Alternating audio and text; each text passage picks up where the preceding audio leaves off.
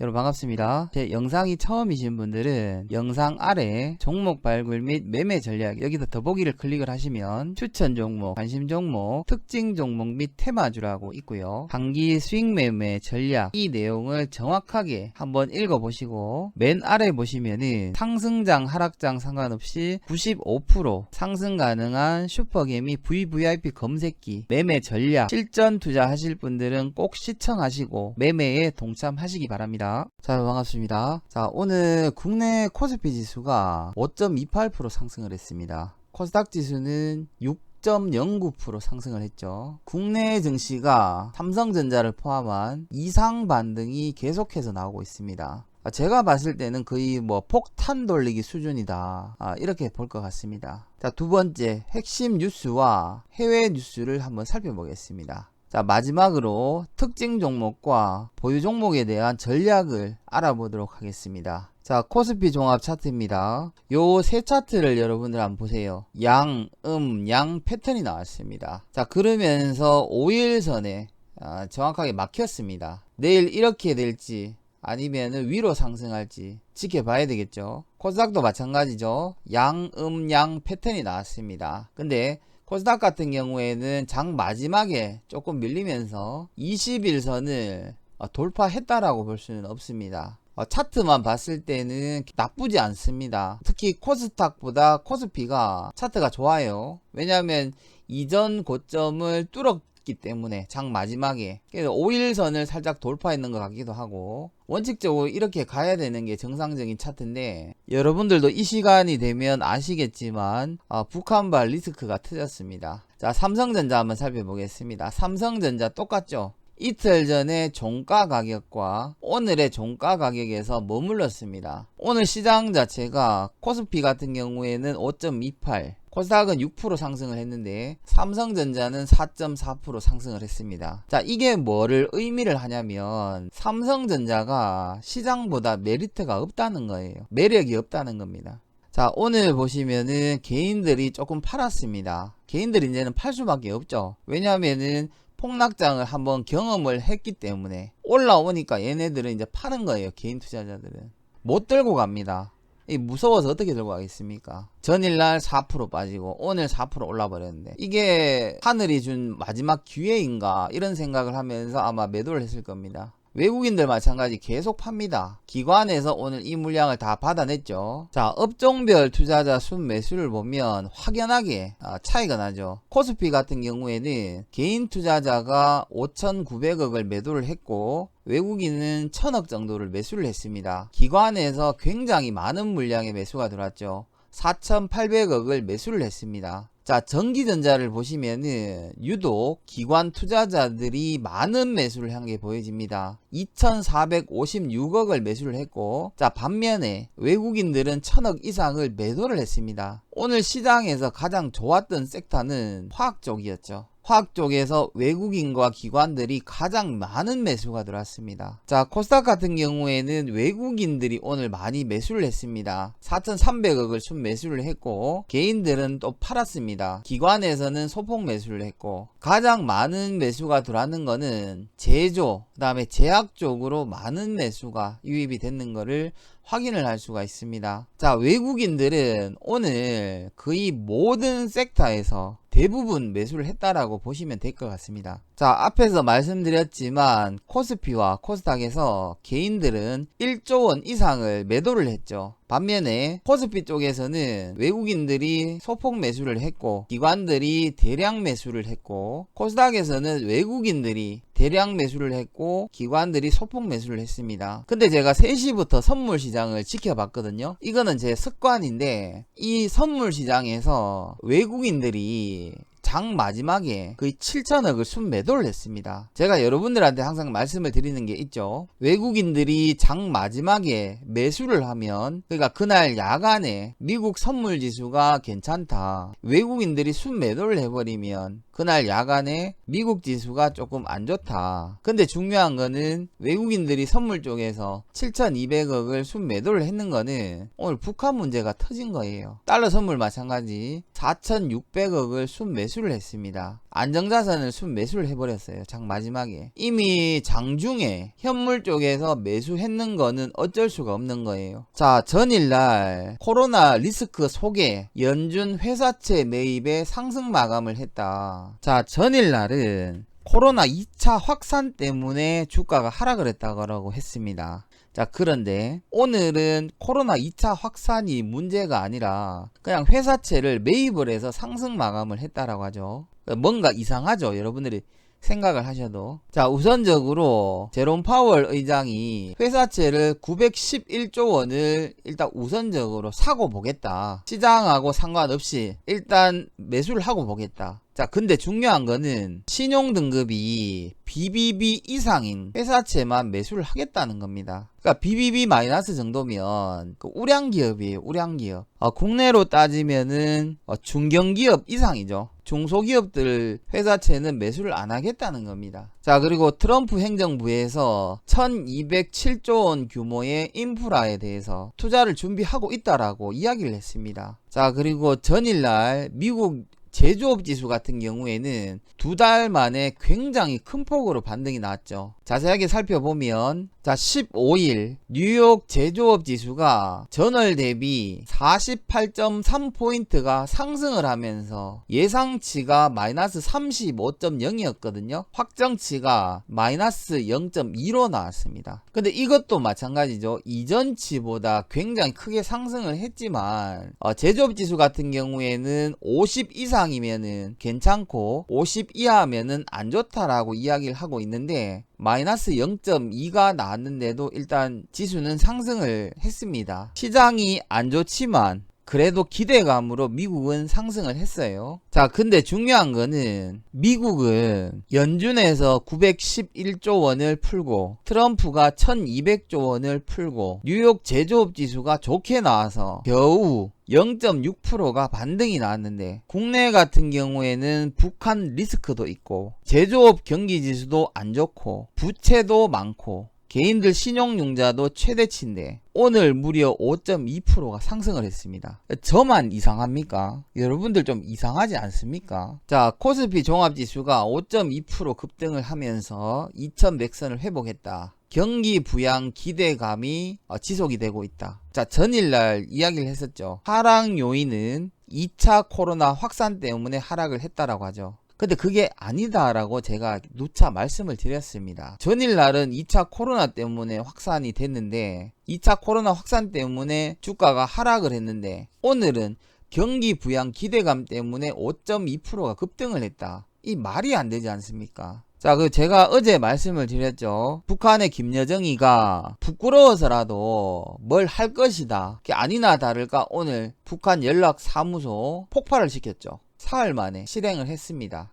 아침에만 하더라도 그냥 GOP 그러니까 철책선 쪽에 북한군을 배치를 하겠다. 그 다음에 삐라를 살포하겠다. 이 정도만 나왔었죠. 근데 국내나 이제 외국인 투자자들은 이 정도에서 끝이 나겠구나 생각을 했는데 연락사무소를 폭발을 시켜버렸습니다. 자, 2시 50분에 폭발을 시켰는데 언론 보도는 5시에 이제 보도가 됐죠. 자, 그리고 중국의 베이징에서 확진자가 100명을 넘어섰다라고 하죠. 자, 그걸로 인해서 중국 베이징 같은 경우에는 코로나19에 대한 봉쇄 조치를 확장을 한다라고 합니다. 무려 12곳을 추가를 했다라고 하죠. 자, 근데 이제 가장 심각한 게 이런 내용입니다. 중국 전문가가 베이징에서 일어나고 있는 바이러스가 우한 때보다 전염력이 강할 수도 있다. 이제 중국 인구가 워낙 많고 특히 베이징 같은 경우에는 인구 밀도가 더 높다라고 하죠. 일부 지역은. 그렇기 때문에 지금 어디서 누구한테 어떤 식으로 감염이 됐는지를 알 수가 없다는 거예요. 자, 세부적으로 보면은 시장 주변 주택단지 7곳을 추가적으로 봉쇄를 해버렸고, 그러니까 주택단지를 7곳이나 봉쇄를 했다는 거는 이게 100명이 아니라는 겁니다. 베이징 시내에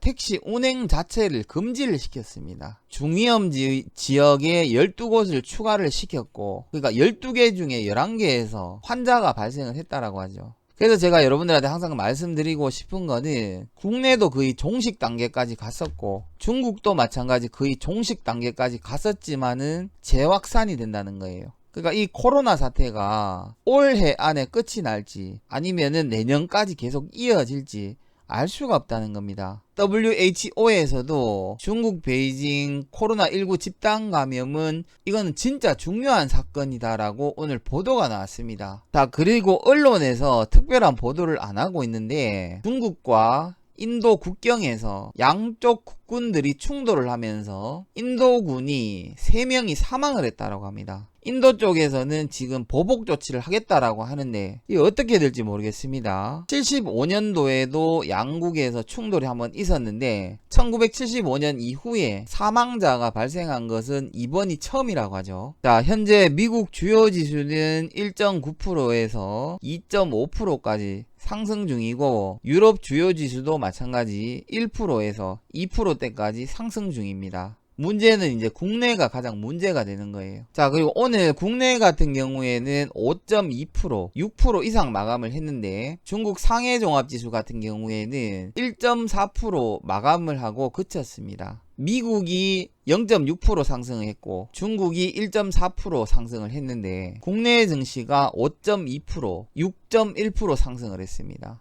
뭔가 이상하죠? 여러분들이 생각을 하셔도. 자, 오늘 뭐 특징 종목은 다른 거 볼 필요도 없습니다. 그냥 전쟁 관련주를 보시면 됩니다. 자, 전쟁 관련주의 대장주는 빅텍이죠. 두 번째로 보셔야 되는 거는 스페코입니다. 빅텍과 스페코가 전쟁 관련주에서는 대장주입니다. 뭐 다른 종목 볼 필요가 없어요. 그 다음에 2대장주 같은 경우에는 한일단조, 그 다음에 휴니드 이렇게 보시면 됩니다. 나머지는 볼 필요가 없어요. 자, 그리고 전일날 제가 여러분들에게 특징 종목을 한 종목을 드렸죠. 마이크로텍. 아마 이 마이크로텍을 단타로 접근을 하신 분들은 오늘 손절이 나갔을 겁니다. 자, 마이크로텍을 분봉으로 살짝 돌려보겠습니다. 자, 10분봉으로 돌려보면 이 자리죠. 이 자리가 되겠죠. 자, 시가가 17%, 고가가 19%, 저가가 10%, 그 다음에 종가가 14%. 만약에 종가 무렵에 그러니까 손절을 하신 분들은 한 3% 정도 손실이 났을 거고 5% 이상 하락해서 손절을 하신 분들은 5% 정도 손절이 나갔을 겁니다. 자, 그런데 여기서 이제 중요한 거는 제 방송을 보시는 분들이 시가 이하에서 분할 매수하라는 거를 이해를 못하는 분들이 있는 것 같아요. 제가 이런 것까지 설명을 해야 되는지 모르겠지만 시가는 당일 아침 9시 시작하는 가격을 시가라고 하죠. 시가 이하는 당일날 시작 가격 아래에서 매수를 하는 거를 시가 이하에서 매수를 하는 거라고 하는 겁니다. 그러니까 이거를 모르는 분들이 많은 것 같아요. 이거를 모르는데 제가 뭐 어떻게 설명을 하겠습니까? 자, 근데 마이크로텍을 아직까지 들고 있는 분들이 있을 수도 있다라고 제가 생각을 합니다. 마이크로텍에서 엔투셀과 1140억 원의 마스크 계약 체결을 했다라고 장 마감 이후에 공시가 나왔습니다. 여러분들 보시는 것처럼 거래가 정지가 되면서 마이크로텍 앞에 정자가 붙었죠.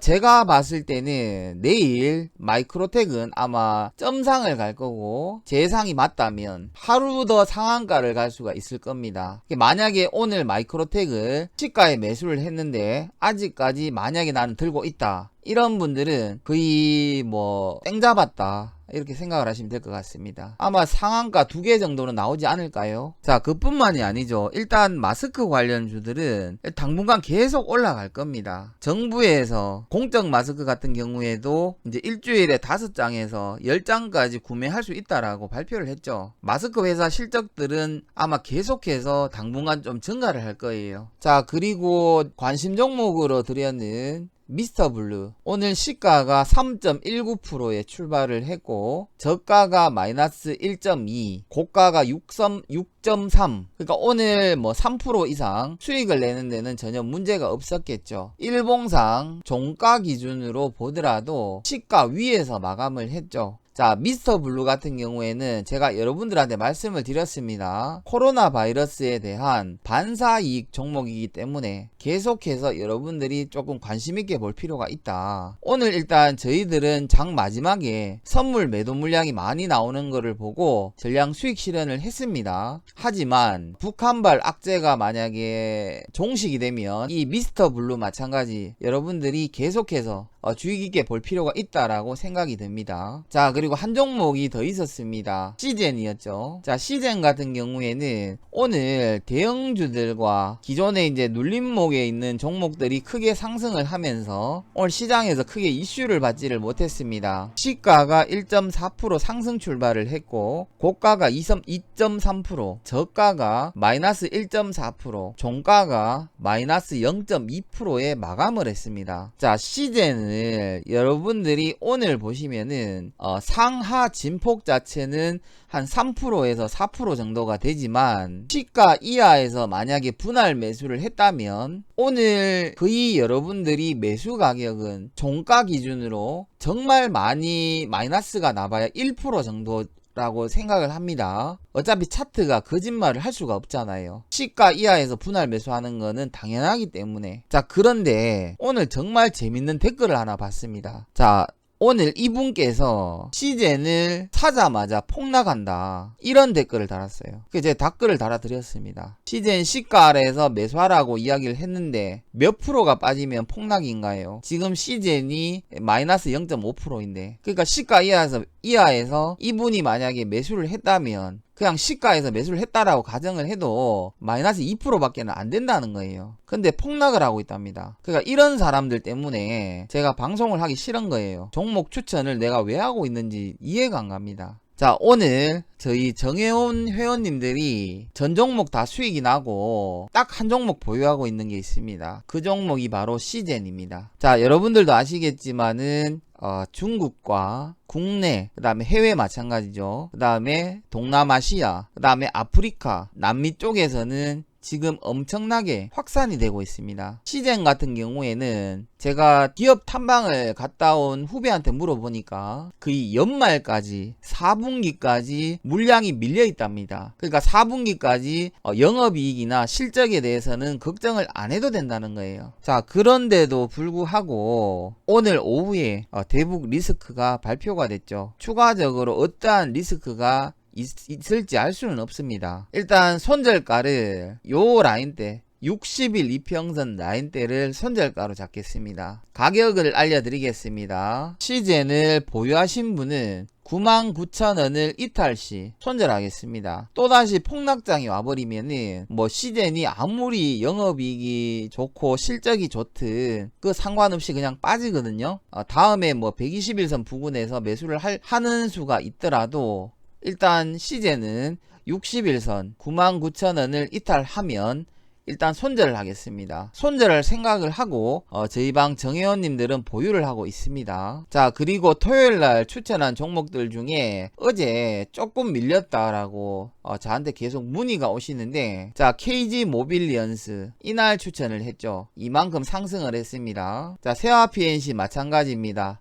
이날 추천을 드렸고 이만큼 상승을 했습니다. 자, 조이시티 어제 수익 실현 못했다라고 하시는 분이 있었죠. 오늘 16%까지 상승을 했었죠. 장중에 일단 들고 있으셔가지고 수익 잘 챙기셨을 거라고 예상을 합니다. 자, 앞에서도 말씀을 드렸고 계속해서 말씀을 드리지만 국내 증시가 이상적으로 반등을 하고 있죠. 국내 증시는 지금 반등을 할 수 있는 이유가 없어요. 근데 계속 반등을 합니다. 코로나19 관련 리스크가 완벽하게 해소가 되기 전까지는 여러분들이 가급적이면 장기 투자를 하지 않는 게 좋다라고 제 개인적으로 생각을 합니다. 아마 추가적인 하락이 크게 한 번 더 나올 것 같아요. 물론 내일 시장 뚜껑을 열어봐야 알겠지만 시장이 좋아질 것으로 예상이 들면 제가 여러분들한테 지금처럼 관심 종목이 됐든 추천 종목이 됐든 95% 이상 상승할 수 있는 종목들을 추천을 드리겠습니다. 근데 시장이 너무 안 좋을 때는 여러분들이 최악의 경우까지 생각을 하시면서 매매를 하셔야 됩니다. 그래야지만이 여러분들의 자산을 지킬 수가 있습니다. 자, 이거는 단순하게 시장을 나쁘게 봐서 이야기를 하는 게 아니라 주식 투자를 지금까지 해오면서 겪었던 노하우와 겪었던 일들을 토대로 여러분들한테 말씀을 드리는 겁니다. 저 같은 경우에는 주식 투자로 거의 성공을 했다라고 이야기를 합니다. 나가면. 근데 그 성공하는 과정에서 굉장히 큰 손실을 봤습니다. 여러분들은 저같이 크게 손실을 보기 싫다면은